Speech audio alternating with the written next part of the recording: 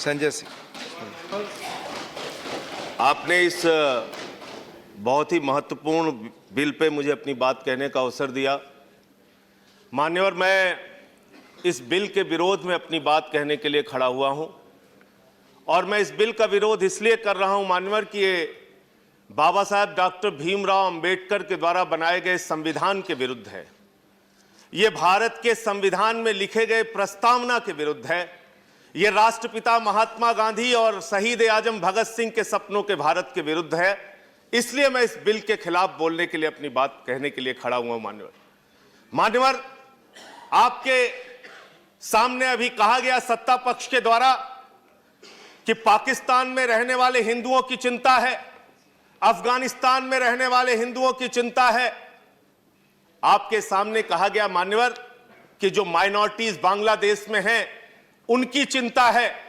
मैं आपके माध्यम से सरकार से बड़ी विनम्रता पूर्वक पूछना चाहता हूं, आपको गुजरांवाला में रहने वाले हिंदुओं की चिंता है, कीजिए, करना चाहिए, लेकिन गुजरात में, आपके गृह राज्य में पूर्वांचल के हिंदू, बिहार के, यूपी के मारे गए, पीटे गए, भगाए गए, उनके बारे में एक शब्द आपने क्यों नहीं बोला? इसको आज इस सदन में बताइए, अपना स्टेटमेंट दिखाइए।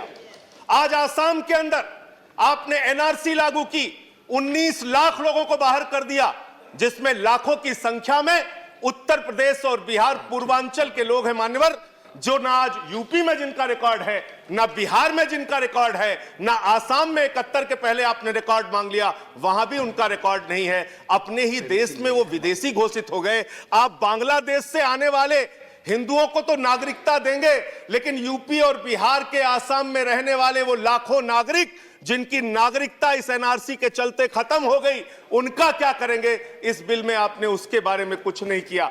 आपने कहा पूरे देश में आप एनआरसी लागू करना चाहते हैं, घुसपैठियों को भगाना है। दूसरे सदन में बार बार कहा गया घुसपैठियों को भगाना है, घुसपैठियों को भगाना है।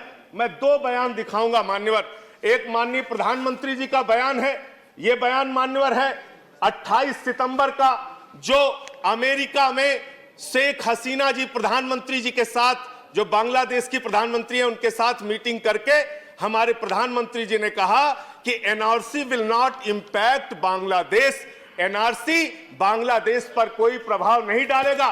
दूसरा बयान है विदेश मंत्री जी का, यह बयान इनका है माननीय 20 अगस्त का, ढाका बांग्लादेश में विदेश मंत्री जी ने कहा, एस जयशंकर जी ने, कि एनआरसी जो है वो हमारा इंटरनल मैटर है, आंतरिक मामला है। आप कहते हैं घुसपैठियों को भगाएंगे, आप तो कह रहे हैं ये आपका आंतरिक मामला है। इसका मतलब आपको अगर घुसपैठिए मान लीजिए मिल गए, 2 करोड़ घुसपैठिए अगर आपको मिल गए, तो आप हिंदुस्तान के अंदर एक घुसपैठिया देश बनाएंगे और उन घुसपैठिया देश बना के उन घुसपैठियों को रखकर देश की जनता के टैक्स पेयर्स के पैसे से उनको बिजली फ्री, पानी फ्री, चिकित्सा फ्री, शिक्षा फ्री। आप करना क्या चाहते हैं? इस देश में अपनी सनक को पूरा करने के लिए आप कुछ भी करने के लिए तैयार हैं। यह देश को तोड़ने की आपकी संस्कृति है। हिंदू धर्म जिसको हम मानते हैं, जिसको हम जानते हैं, वो वसुधैव कुटुंबकम की बात कहता है मान्यवर। वो कहता है पूरा विश्व हमारा परिवार है। हम उस अवधारणा को,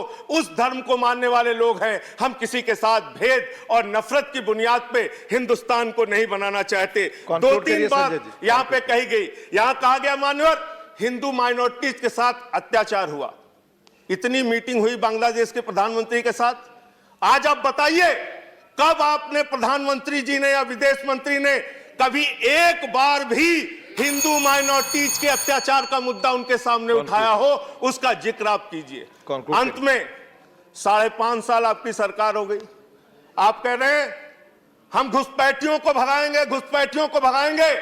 गृह मंत्री जी जब आप वक्तव्य दीजिए तो 5.5 साल में 5.5 घुसपैठिया अगर आपने भगाया हो, उनका नाम बता दीजिए। धन्यवाद। उनका नाम बता दीजिएगा आप। इसका मतलब आप इस देश को अपनी सनक से चलाना चाहते हैं, आप इस देश को तोड़ने की संस्कृति में यकीन रखते हैं, नफरत फैलाने की यह संस्कृति में यकीन रखते हैं। इस सोच को, इस विचार को बंद कीजिए। और आम आदमी पार्टी इसीलिए इस बिल का विरोध कर रही है कि देश के संविधान की मूल आत्मा को नष्ट करने वाला बिल है।